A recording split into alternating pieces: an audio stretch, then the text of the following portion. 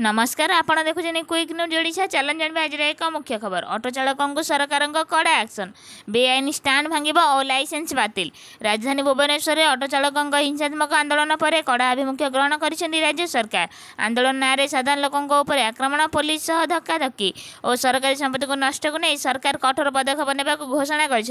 गृह नगर उन्नयन मंत्री कृष्णचंद्र महापात्र कहते हिंसाकांड संपृक्त ऑटो चालकों विरोध में आईन अनुଯାयी कड़ा कार्यानुष्ठान नियाजिब सहर होइथिबा समस्त क्षयक्षतिर भरणा उपद्रवीों आदाय सहित हिंसार लिप्त ऑटो चालकों ड्राइविंग लाइसेंस को बातिल एवं सहर में बेआईन ऑटो स्टाण्ड गुड़िक उच्छेद कर सरकार स्पष्ट कर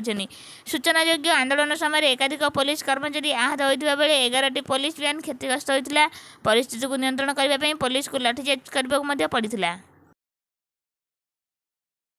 ଏହି ଘଟଣାକୁ ନେଇ ସହରରେ ବେଆଇନ ଅଟୋ ଷ୍ଟାଣ୍ଡ ଓ ଟ୍ରାଫିକ୍ ବ୍ୟବସ୍ଥା ଉପରେ ବ୍ୟାପକ କାର୍ଯ୍ୟାନୁଷ୍ଠାନ ଆରମ୍ଭ ହେବାର ସମ୍ଭାବନା ରହିଛି। ପ୍ରତିଦିନ ଏଭଳି ତାଜା ଖବର ପାଇବା ପାଇଁ ଆମ ଚ୍ୟାନେଲ ସହ ଯୋଡ଼ି ରୁହନ୍ତୁ।